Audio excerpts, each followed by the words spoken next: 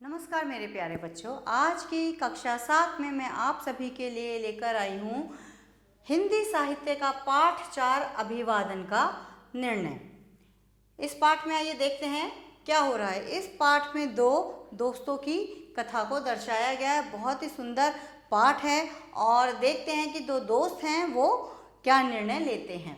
जैसे प्रस्तुत पाठ के माध्यम से बताया गया है कि दो युवा एक ही निर्णय पर पहुंचते हैं, देश की खातिर मर मिटने के लिए सेना में भर्ती होना। अर्थात देखिए, हमारे देश का गौरव हमारे सेना है, यानी कि हमारी सैनिकों से ही हमारी रक्षा है और ये हमारे देश को के गौरव को बढ़ाते हैं। तो दो दोस्त हैं जो एक निर्णय लेते हैं कि हमें फौज में जाना चाहिए। तो उन्हीं दोस्तों के विषय में इस पाठ में दर्शाया गया है।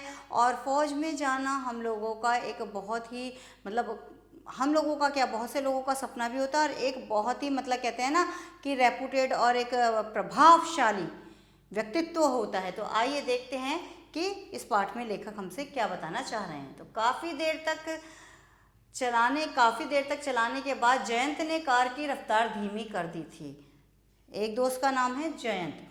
तो वो काफ़ी देर से कार चला रहे थे तो उन्होंने अब कार की रफ्तार धीमी कर दी थी। मौसम बहुत ही अच्छा था और आसपास बिखरी छोटी छोटी पहाड़ियाँ बहुत ही आकर्षक थीं, अर्थात बहुत ही खूबसूरत लग रही थी वो पहाड़ियाँ। तो जो जयंत हैं वो कार की रफ्तार को इसलिए भी धीमी कर दिया था कि काफ़ी देर से वो गाड़ी चला रहे थे, थोड़ा रिलैक्स भी हो जाएगा माइंड, और दूसरा चारों तरफ जो है छोटी छोटी पहाड़ियाँ थी और मौसम बहुत ही अच्छा था। इस कारण भी उन्होंने गाड़ी की रफ्तार को कम कर दिया था। थोड़ी देर पहले तक रमेश भी उसके साथ था, जिसे उसने 20 मील पीछे कृष्णपुरा में उतार दिया था। जयंत ने 20 किलोमीटर पहले ही रमेश को कृष्णपुरा नामक स्थान पर उतार दिया था। सुबह से ही रमेश जयंत के साथ था। आज की ही सुबह क्यों, प्रायः हर सुबह ही वे साथ रहते हैं। दोनों ही मैकलेंस एंड मैकलेंस में सेल्स ऑफिसर है, अर्थात दोनों दोस्त हैं और दोनों एक ही कंपनी में जॉब करते हैं। और वो किस पद पर कार्यरत हैं? सेल्स ऑफिसर के। तो सुबह अखबार पढ़ते समय रमेश ने भारतीय सेना का शॉर्ट कमीशन की भर्ती के लिए विज्ञापन देखकर कहा था कि मैं इसमें अप्लाई ज़रूर करूँगा। शॉर्ट कमीशन मतलब फ़ौज के लिए होता है बेटा, ये एक एग्ज़ाम, तो उसके लिए भर्ती के लिए विज्ञापन निकला था। तो रमेश कहता है कि मैं तो इसमें ज़रूर अप्लाई करूँगा, देर करने की बात नहीं है, आज या कल में ही फॉर्म भी ले आऊँगा। अर्थात वो कहता है कि भाई बहुत देर करने की ज़रूरत नहीं है, क्योंकि मेरा मन है कि मैं फ़ौज में जाऊँ, तो इसलिए मैं आज कल में ही फॉर्म ले आऊँगा। जयंत को आश्चर्य हुआ था कि रमेश को इन दिनों अच्छा वेतन मिल रहा था और कंपनी में उसकी बहुत इज्जत थी। उसकी कंपनी में बहुत इज्जत थी और उसको वेतन भी सैलरी अच्छी मिल रही थी। तो वेतन के अतिरिक्त उसको कंपनी हर तरह की सुविधाएं भी दे रही थी। उसे कंपनी बहुत सुविधाएं दे रही थी और बड़े बड़े अधिकारियों में भी उसका बहुत सम्मान था। जो अधिकारी थे, जो उसके बॉस थे, जो बड़े बड़े लोग थे, उनमें भी उसका बहुत अच्छा सम्मान था। आश्चर्य नहीं कि किसी दिन उसे और अधिक वेतन भी मिलने लगे। कि ये कोई आश्चर्य की बात नहीं है कि हो सकता है अगली बार उसे इससे भी ज़्यादा वेतन यानी कि सैलरी मिलने लगे। तो लेकिन रमेश सेना में भर्ती होने की ही बात किए जा रहा था, उसकी बातों में उत्साह था। अब वो सोचता है कि जो रमेश है वो बार बार सेना में ही भर्ती होने की बात कर रहा था और एक ओजपूर्ण बात कर रहा था, उत्साह के साथ, जोश के साथ वो बात कर रहा था। तो यदि मेरा चयन हो जाए तो यह मेरे लिए सौभाग्य की बात होगी। और वो क्या कह रहा था बात करते करते कि जी फौज में मेरा चयन हो गया तो ये मेरे लिए बहुत ही सौभाग्य की बात होगी, क्योंकि कि जो कि मैं अपने देश के काम आऊँगा, मैं अपने देश की सेवा करूँगा, ये मेरे लिए सबसे बड़ा सौभाग्य होगा।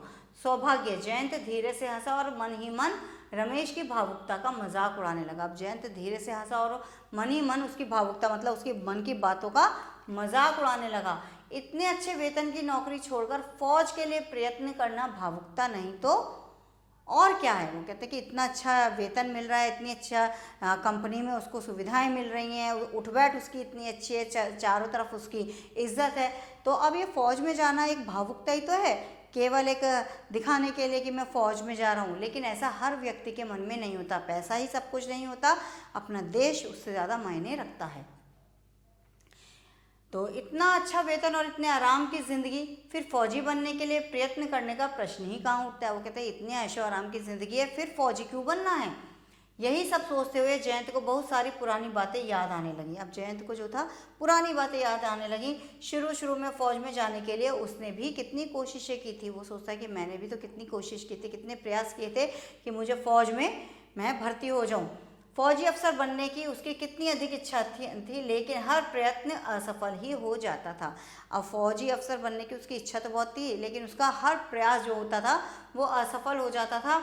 लिखित परीक्षा में तो पास हो जाने पर भी हर बार, लिखित परीक्षा जो रिटन एग्ज़ाम होता था उसमें तो वो हर बार पास हो जाता था, लेकिन मौखिक साक्षात्कार मतलब मौखिक यानी कि जो इंटरव्यूज़ होते हैं, है ना, और शारीरिक परीक्षण में असफल होकर लौट आना पड़ता था।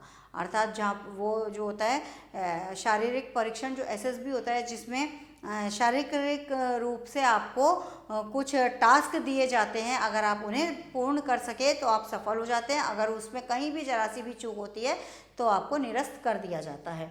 तो वो कहता है कि मैं शारीरिक परीक्षण और जो इंटरव्यू था उसमें हमेशा रह गया। आज वे सोचता है कि कितना अच्छा ही हुआ कि उन दिनों फ़ौज में मेरा चुनाव नहीं हुआ। अब जयंत सोचता है कि अच्छा हुआ मेरा फ़ौज में चुनाव नहीं हुआ, क्योंकि मुझे भी सैलरी बहुत अच्छी मिल रही है। यदि हो जाता तो आज की सुख सुविधाएं वहाँ कहाँ मिलती। वो कहता है कि अगर मेरा उसमें चयन हो जाता तो जितनी सुविधाएं मुझे मिल रही हैं उतनी सुविधाएं कहाँ मिलती मुझे फ़ौज में। भाई फ़ौज में इतनी सुविधाएं तो नहीं मिलती। आपको हर तरीके से रेडी रहना होता है फ़ौज में जाने के लिए। तो कभी आपको कितनी ऊंचाइयों पे भी भेज दिया जाता है, लड़ाइयों में भी भेजा जाता है, कई बार जंगलों में भटक जाते हैं, बहुत कुछ होता है। तो ये सुविधाएं तो कहीं नहीं मिलती। कितने आराम की ज़िंदगी है, सब कुछ इच्छा होते ही प्राप्त हो जाता है कि जैसे ही इच्छा होती है कि ये चीज़ मेरे पास हो, वैसे ही मैं कुछ भी ले लेता हूँ। वेतन के अतिरिक्त भी अक्सर पैसे मिलते ही रहते हैं। वो क्या कहता है कि मुझे वेतन तो अच्छा मिलता है, इसके अलावा मुझे पैसे भी बहुत अतिरिक्त पैसे भी जो मिलते हैं बार बार मिलते ही रहते हैं। जबकि कुछ कंपनियों का होता है कि बेटा अपने बहुत सारी चीज़ों के उन्हें एक्स्ट्रा पैसे देने होते हैं तो वो मिलते हैं। लेकिन रमेश सोचते हुए उसे फिर रमेश की भावुकता याद आती है। अब वो कहता है लेकिन रमेश, फिर उसे वही रमेश की बातें याद आती हैं। इतने आराम की ज़िंदगी छोड़कर वह सेना में जाने के प्रति उत्साह दिखा रहा है। वो कहता है कि इतना सब कुछ होने के बाद भी वह सेना में जाने के प्रति क्यों इतना उत्साहित है।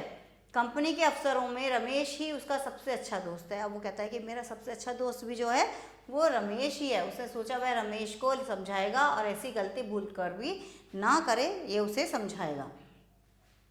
यह सब सोचते हुए कार की चाल उसने धीमी कर दी। अभी वो सोचता जा रहा था और उसने कार की चाल को और भी धीमा कर दिया। क्यों कर दिया कि किसी गंभीर विषय पर सोचते हुए तेजी से ड्राइव किया भी तो नहीं जा सकता। अब किसी भी बात को सोचते हुए तेजी से हमें कभी भी ड्राइव नहीं करना चाहिए। ये एक रूल भी है बेटा। और वैसे भी कि अगर आप कोई बात सोच रहे हो तो आराम सोच रहे हो, दिमाग तो हमारा हर समय काम करता है, लेकिन उस समय हमें अपनी गाड़ी की स्पीड को हमेशा कम रखना चाहिए, है ना। पिछले साल इसी रास्ते पर उसकी कार का एक्सीडेंट हो गया था।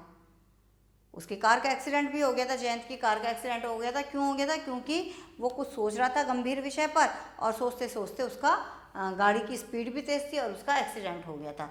तो उसको तो चोट नहीं आई थी, लेकिन गाड़ी का नुकसान हुआ था। यह अच्छा ही हुआ कि बाद में मरम्मत करवाने का सारा पैसा उसे बीमा कंपनी से मिल गया। अब उसे बीमा कंपनी से पैसा मिल गया। जो भी टूट फूट गाड़ी में हुई थी तो इंश्योरेंस था गाड़ी का, तो उसको पैसा मिल गया था। उसने घड़ी की ओर देखा, आधे घंटे में ही वह पटना पहुंच जाएगा। अब उसने देखा कि मैं कितने किलोमीटर आ गया हूँ, आधा घंटा और है और मैं पटना पहुंच जाऊंगा। वहाँ काफ़ी काम है, 2-3 दिन भी लग सकते हैं। उसके बाद उसे वापस जमशेदपुर जाना होगा। कि वापस जहाँ से वो चले थे जमशेदपुर से, कि अब फिर वापस उसे जमशेदपुर भी आना होगा। वहाँ शायद रमेश से भेंट हुआ। वो कहते हैं कि वहाँ पर मेरा जो है रमेश से मुलाकात होगी। मिस्टर जैक्सन रमेश के काम से खुश है। मिस्टर जैक्सन जो हैं, जो बॉस हैं कंपनी के या मालिक हैं कंपनी के, वो उसके काम से बहुत खुश है। रमेश किसी भी दिन जमशेदपुर ब्रांच का सहायक प्रबंधक हो सकता है ना। तो वो जो है डायरेक्टर हो सकता है कंपनी का। तो तब कोठी, कार आदि सब मिलेंगे, तब तो रमेश को सब कुछ मिल जाएगा। सोचते हुए उससे हल्की सी ईर्ष्या भी हुई। अब जयंत ये बातें सोच रहा था तो हल्का सा उसे लगा भी कि उसे तो सब कुछ मिल जाएगा। अब मेरे पास इतना सब कुछ तो नहीं, लेकिन फिर भी बहुत बेहतर है। लेकिन उसके पास तो इतना कुछ है, फिर भी वो फौज में जाने की बात कर रहा है। तो थोड़ा सा उसको जो है उससे ईर्ष्या हुई। फिर इस ईर्ष्या के लिए शर्म सी भी महसूस हुई। फिर उसे लगा भी कि अरे यार, मैं ये गलत सोच रहा हूँ, वो तो मेरा ही दोस्त है और मैं उसके विषय में ऐसा सोच रहा हूँ। रमेश उसका इतना अच्छा दोस्त है, उसके लिए ऐसा कोई भाव उसके मन में नहीं होना चाहिए। जो हमारे फ्रेंड्स होते हैं बच्चों, हमें अपने दोस्तों के प्रति, या जो हमारे बिल्कुल जो हमारा भी ध्यान रखते हैं और हमारे दिल के करीब होते हैं, हमारे मन के करीब होते हैं, उन लोगों के विषय में कभी भी हमें द्वेष भावना अपने मन में नहीं रखनी चाहिए। सदैव उनके विषय में अच्छा ही अच्छा सोचना चाहिए कि ईश्वर हमेशा उनके साथ अच्छा ही अच्छा करे। तभी बगल से एक मिलिट्री ट्रक गुजर गया। उसमें 6-7 जवान बैठे हुए हंस कर बातें कर रहे थे। एक मिलिट्री का जो है ट्रक गया, उसमें जवान यानी फौजी आदमी बैठे थे और वो हंस कर बातें कर रहे थे। जयंत को फिर शुरू के उन दिनों की याद आने लगी जब वह सेना में भर्ती होने के लिए उत्सुक था। जयंत को फिर वही बातें याद आने लगी उस मिलिट्री के ट्रक को देख के कि हम कैसे जाते थे। उसके पिता की कितनी इच्छा थी कि वह आर्मी ऑफिसर बने। जयंत के पिता की इच्छा थी कि वो आर्मी ऑफिसर बने। वे स्वयं सेना में रह चुके थे और अक्सर लड़ाई के दिनों की बातें किया करते, क्योंकि उसके पिता, जयंत के पिता जो थे, वो सेना में थे, आर्मी में थे, है ना। और वो हमेशा उनसे लड़ाई की बातें किया करते कि किस तरह से हमारे देश ने दुश्मनों के छक्के छुड़ा दिए, हमारे सैनिक कितने वीर हैं और किस तरह से हमारी रक्षा करते हैं। अब शहर दिखाई पड़ने लगा था। रमेश अभी तक यह निश्चय नहीं कर पाया था कि दिनेश के यहाँ जाकर ठहरे या किसी होटल में। अब शहर भी दिखाई पड़ने लगा था। अब रमेश नहीं, यहाँ पर जयंत शब्द आएगा, क्योंकि जयंत ही गाड़ी चला रहा है। तो जयंत अभी तक यह निश्चय नहीं कर पा रहा था कि वह कहाँ जाए, दिनेश के यहाँ या किसी होटल में। तो पिछली बार यहाँ आने पर वह दिनेश के साथ ही ठहरा था। तो जब वो इससे पहली बार आया था तो वो किसके साथ ठहरा था? जयंत दिनेश के साथ। तो इसलिए फिर दिनेश के यहाँ ठहरने के लिए वह झिझक रहा था। अब वो सोच रहा था मैं पिछली बार भी आया था तो भी मैं दिनेश के यहाँ ठहरा था, तो अब उसका मन थोड़ा सा झिझक रहा था कि नहीं, इस बार नहीं मैं उसके यहाँ ठहरूंगा, उसे परेशान नहीं करूँगा। उससे सोचा इस बार दिनेश के यहाँ ठहरना ठीक नहीं होगा। अतः तभी उसे पैराडाइज लॉज की याद आ गई। अब उसे किसकी याद आ गई? पैराडाइज एक लॉज, एक होटल था, वहाँ की याद आ गई। पिछले साल उसे यहाँ लगभग 2 सप्ताह रहना पड़ा था और वह पैराडाइज लॉज में ही ठहरा था, अर्थात उसे पिछले साल भी यहाँ पर रहना पड़ा। तो वो 15 दिन तक उस लॉज यानी उस होटल में रहा था। संयोग से वह कमरा आज भी खाली था जिसमें वह पिछले साल रहा था। अब ये संयोग ही कह लीजिए, कोइंसिडेंस कह लीजिए कि वही कमरा उसको इस बार भी रहने के लिए मिला। खिड़की के पास करीने से रखी गई कुर्सी पर बैठकर वह मुस्काया। खिड़की के करीने मतलब बहुत तरीके से रखी हुई थी कुर्सी, वो मुस्कुराया। अवकाश के समय इस खिड़की के पास बैठकर बाहर सड़क की ओर देखते रहना उसे पसंद था। रात का खाना भी उसने कमरे में ही मंगवा लिया। अकेले खाना खाते हुए उसने सोचा कितना अच्छा होता रमेश भी इस समय मेरे साथ होता। जयंत ने क्या सोचा, क्योंकि जयंत ही होटल में रुका था, कि काश इस समय रमेश भी मेरे साथ होता तो हम बोर नहीं होते। रमेश के बारे में सोचते हुए अचानक उसे ख्याल आया, यदि रमेश फौज में चला गया तो। अब वो कह रहा है कि मैं इतना थोड़ा टाइम भी उसके बिना नहीं व्यतीत कर पा रहा हूँ, और जब वो फौज में चला जाएगा तो कंपनी में तो मेरा सबसे अच्छा दोस्त वही है, तो वो मुझसे दूर हो जाएगा, फिर कैसे मैं रहूँगा। मुझे रमेश की कमी बहुत ज़्यादा खलेगी, अर्थात रमेश चला जाएगा तो मुझे उसकी कमी बहुत खलेगी। उसने सोचा मैं ही नहीं, कंपनी के दूसरे ऑफिसर भी रमेश की भावुकता का मजाक उड़ाएंगे। अब जो रमेश की भावुकता का मजाक कंपनी के लोग उड़ाएंगे कि भाई ये बताओ इतनी अच्छी नौकरी छोड़ करके ये फौजी बनने जा रहा है। और जब भी कोई दूसरा रमेश का मजाक उड़ाता है तो उसे बुरा भी बहुत लगता था। अब रमेश का कोई मजाक उड़ाता था तो जयंत को बहुत बुरा लगता था। तो खाना खाने के बाद वह लेट गया। उसने महसूस किया कि आंखों में नींद कहीं भी नहीं है। अब उसने क्या महसूस किया कि उसकी आंखें जो है दूर दूर तक नींद का नामो निशान नहीं है। अब वो जाग रहा है, आंखें खुली हुई है और वो सोच रहा है। थोड़ी देर तक लेटे रहने के बाद वह फिर खिड़की के पास बैठ गया। जलती हुई बत्तियों के प्रकाश में बाहर फैला हुआ शहर बहुत ही सुंदर लग रहा था। वो कहता है कि लेट गया खिड़की के पास, वो देख रहा है खिड़की में से कि बाहर आप देखो रात के समय जब लाइटें जली होती हैं तो किसी भी स्थान की खूबसूरती बहुत ज़्यादा बढ़ जाती है। लाइटों की रोशनी में ऐसा लगता है छोटे छोटे जुगनू टिमटिमा रहे हों। तो उसे उन दिनों की याद आ गई जब वह अपने माता पिता के साथ कोलकाता में रहा करता था। उसे किस समय की याद आ गई? जब वो अपने माता पिता के साथ कहाँ रहता था? कोलकाता में। अक्सर रात का खाना खाने के बाद पिता उसे अपने फौज के दिनों के अनुभव सुनाने लगते थे। अब वो वहाँ पे अपने माता पिता के साथ रहता था और रात को पिताजी उन्हें अपने फौजी यानी कि अपनी आर्मी की बातें बताया करते थे। बातें करते हुए 1:30-2 बज जाते थे। पिता की इतिहास में बड़ी रुचि थी और अतीत में खो जाना उनकी आदत थी। उनके पिताजी को किस में इंटरेस्ट था? हिस्ट्री में, यानी इतिहास में, और वो उनकी बातें करते रहते थे और उसी में खो जाते थे। शायद इन्हीं बातों का प्रभाव था कि बहुत छोटे से ही उसके हृदय में सेना में भर्ती होने की इच्छा थी। अब वो जैन सोचता है कि शायद वही बातें मेरे दिमाग में चलती थी पिता की, और उन्हीं बातों से मेरे को लगता था कि मुझे फौज में जाना है।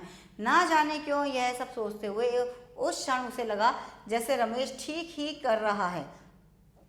अब वो जब ये बातें सोच रहा था तो उसे एक क्षण के लिए लगा कि मेरी भी तो इच्छा थी कभी फौज में जाने की। अगर आज वो फौज में जाना चाह रहा है तो मैं उसे गलत क्यों कह रहा हूँ? शायद वो ठीक कर रहा है, उसे अब मौका मिल रहा है तो वो अब जा रहा है, लेकिन किसी टाइम पे मेरी भी बहुत इच्छा फौज में जाने की होती थी।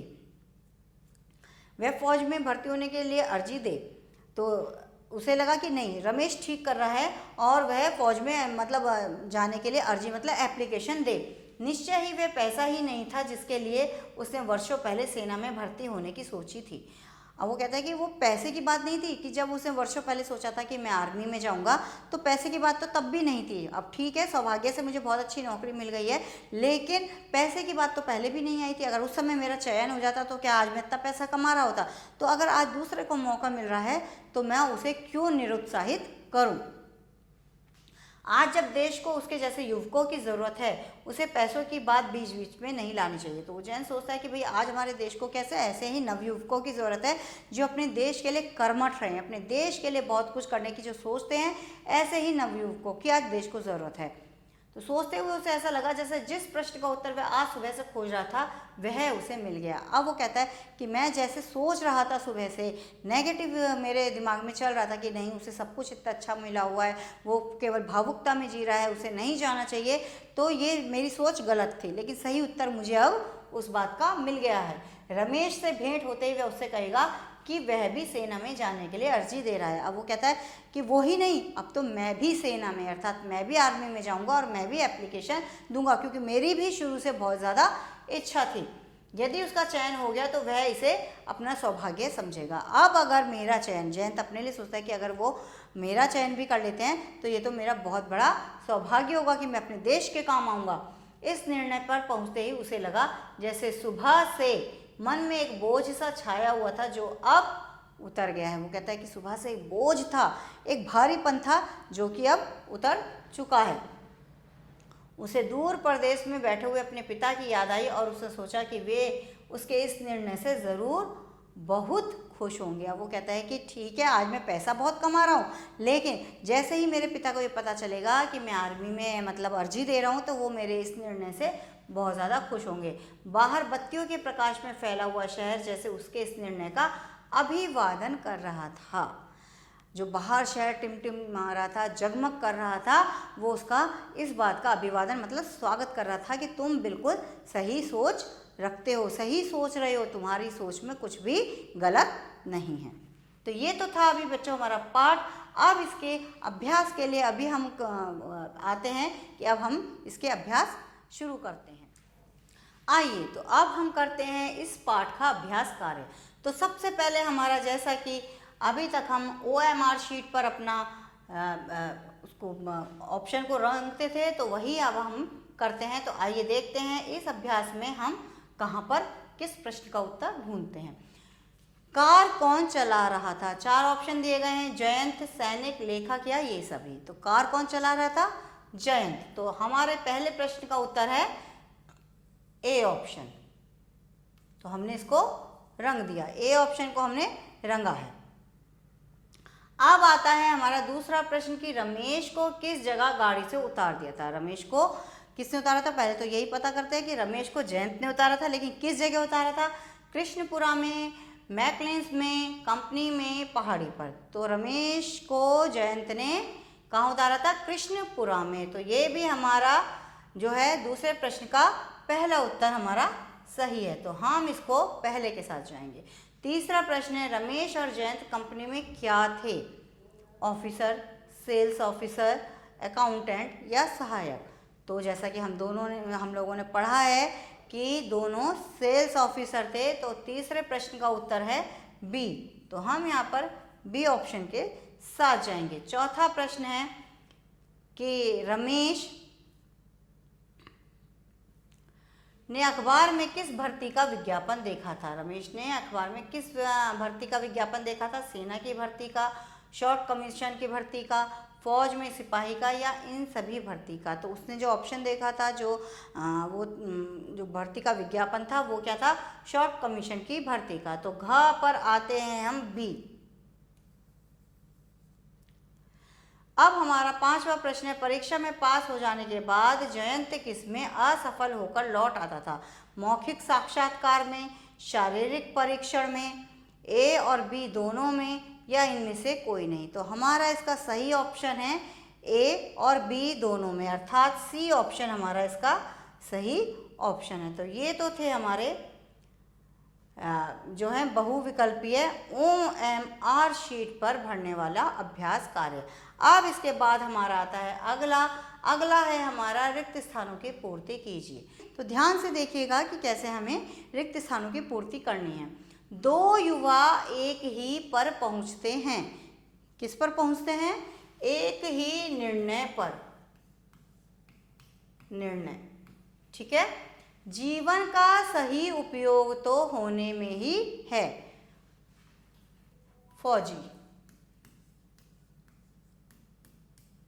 फौजी होने में ही है। में रमेश की बहुत इज्जत थी, अर्थात कंपनी में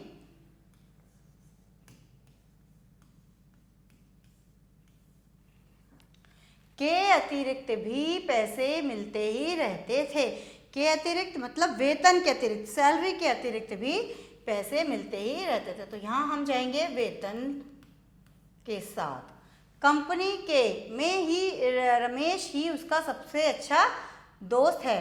कंपनी के अफसरों में, अफसरों, ठीक है, अफसरों में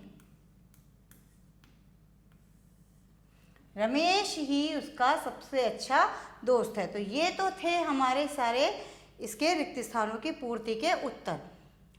अब हम आते हैं अपनी अगली एक्सरसाइज पर। हमारी अगली एक्सरसाइज है अति लघु उत्तरीय प्रश्न।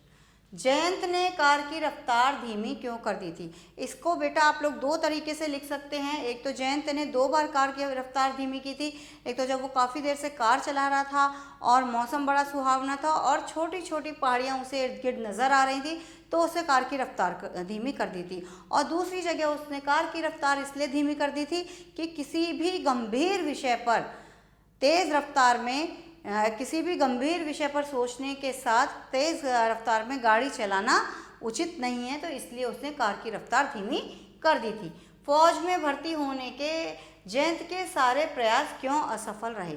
तो फौज में भर्ती होने के जयंत के सारे प्रयास इसलिए असफल रहे क्योंकि वो है मौखिक साक्षात्कार में और शारीरिक परिश्रम, जो उसका शारीरिक परीक्षण होता था उसमें वह हमेशा असफल हो जाता था। जयंत अपनी वर्तमान स्थिति से खुश क्यों था? जयंत अपनी वर्तमान स्थिति से खुश इसलिए था क्योंकि उसे कंपनी बहुत अच्छा वेतन दे रही थी और वेतन के साथ साथ उसे अतिरिक्त पैसा भी कंपनी से मिलता था, इसलिए वह अपनी वर्तमान स्थिति से बहुत खुश था। जयंत की कार का एक्सीडेंट कैसे हुआ था? जयंत की कार का एक्सीडेंट हुआ, जैसे अभी हमने पढ़ा, तो आपको उत्तर लिखना होगा कि गंभीर विषय पर सोचते हुए वह गाड़ी चला रहा था और गाड़ी की स्पीड बहुत तेज थी, तो तभी उसका एक्सीडेंट हो गया था। रमेश ने जयंत को कहाँ छोड़ा था? रमेश ने जयंत को कहाँ छोड़ा था? नहीं बच्चों, ये क्वेश्चन ही गलत है। जयंत ने रमेश को छोड़ा था, ये उत्तर आपका आएगा, ये यहाँ पे आएगा जयंत ने रमेश को। यहाँ पर उत्तर आएगा कि जयंत ने छोड़ा था रमेश को, तो ये क्वेश्चन ही गलत है। तो इसमें हम थोड़ा सा चेंज करेंगे कि जयंत ने रमेश को कहाँ छोड़ा था? जयंत ने रमेश को कृष्णपुरा में छोड़ा था। कृष्णपुरा एक जगह है, तो जयंत ने कहाँ छोड़ा था? कृष्णपुरा में उसको छोड़ा था। क्लियर? आइए अब हम देखते हैं भाषा से संबंधित अपना अभ्यास। दिए गए शब्दों का वर्ण विन्यास कीजिए। वर्ण विन्यास यानी कि वर्णों का विच्छेद करना है हमें। जैसे हमारे कुछ शब्द हैं विज्ञापन, आकर्षक, परीक्षण, तो इसको हम लिखित रूप में करेंगे। मैं आपको दो शब्दों का बताऊंगी, विज्ञापन और आकर्षक का, उसके आगे आप स्वयं करने का प्रयास करेंगे और देख लीजिए तरीका किस तरीके से इसको करना है, उसी प्रकार से आपको भी करना है। तो सबसे पहले हम आते हैं विज्ञापन। तो विज्ञापन, अब आपको एक एक अक्षर को बड़े ध्यान से देखना है और उस पर ये देखना है कि किसके ऊपर क्या मात्रा चढ़ी है, कौन सा अक्षर कैसे जुड़ करके बना है, उसके ऊपर किस मात्रा का प्रयोग किया गया है। जैसे विज्ञापन में व के ऊपर आपकी छोटी ई की मात्रा है, तो ध्यान से देखिए, सबसे पहले हम लिखेंगे व। जब किसी अक्षर के ऊपर मात्रा होती है तो हम उस अक्षर में जो उसकी ध्वनि है, जैसे व में अ की ध्वनि निकल रही है, तो उस ध्वनि को ना प्रयोग करके के सीधे उसकी मात्रा का प्रयोग करते हैं। और मात्रा में भी अक्षर का, तो व ई, छोटी ई की मात्रा है तो हमने यहाँ पर क्या लगा दिया, छोटी ई की मात्रा, व ई। ज्ञ शब्द जो बनता है, ज्ञानी जो बनता है वो बनता है जय और य से, ये खाली से, तो विज्ञ। अब य में आ का स्वर आ रहा है, आ की ध्वनि आ रही है, तो यहां पर हम लगाएंगे आ। विज्ञापन, प अ न अ, विज्ञापन। तो ये हमारे जो है वर्ण विन्यास का पहला शब्द पूर्ण हुआ। अब इसके बाद आता है आकर्षक। आकर्षक में पहला अक्षर ही हमारा स्वर है, तो हम इसको ऐसे ही लिखेंगे आ, क, अ, र, आ, क में आ की ध्वनि आ गई, फिर र, अ, आकर, श,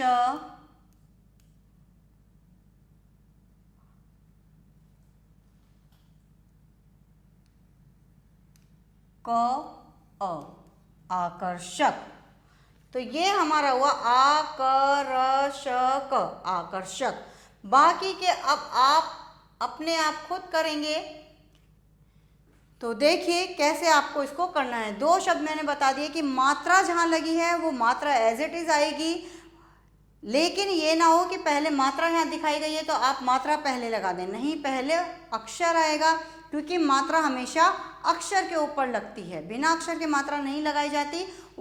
उसका कोई जब अक्षर ही नहीं होगा तो वो अक्षर पढ़ा क्या जाएगा, खाली मात्रा ही पढ़ी जाएगी। तो हमेशा पहले अक्षर आएगा, उसके बाद उसकी मात्रा आएगी। तो इस बात का आप विशेष ध्यान रखेंगे। अब ये वाली एक्सरसाइज आपको पूरी खुद करनी है। इसके बाद आता है आपका ना, नहीं, मत का सही प्रयोग करते हुए रिक्त स्थानों की पूर्ति कीजिए। अब इस एक्सरसाइज में हमें ना, नहीं, मत, ये तो बहुत सिंपल सी एक्सरसाइज है, ये मैं आपको फिर भी बता देती हूँ कि आपको किस प्रकार से करनी है। कि जहाँ पर ना शब्द का यूज होना है या नहीं का या मत का, उन्हीं शब्दों को इसमें लिखना है। जैसे बड़े बच्चों को डांटा नहीं करते, जयंत को ना जाने क्या हो गया है, झूठ मत बोला करो, तुम स्कूल क्यों नहीं जा रहे हो, अच्छा काम करने से पीछे नहीं हटो या पीछे मत हटो, उसने मुझसे बात की और ना ही उसने मुझसे बात की और ना ही मैंने की, नहीं उसने मुझसे बात की और ना ही मैंने उससे बात की, मैं तुम्हारी बात से सहमत नहीं हूँ। तो ये तो थे हमारे सारे ऑप्शंस कि हमें किस ऑप्शन को किस प्रकार से लिखना है, इन ऑप्शंस का प्रयोग हमें किस प्रकार से करना है। तो आज का हमारा पाठ यहीं पर समाप्त होता है। आशा करती हूँ कि आपको बहुत अच्छे से समझ में आया होगा। अगले पाठ के साथ फिर मैं आपके समक्ष प्रस्तुत होंगी। तब तक के लिए tata, bye bye, have a nice day.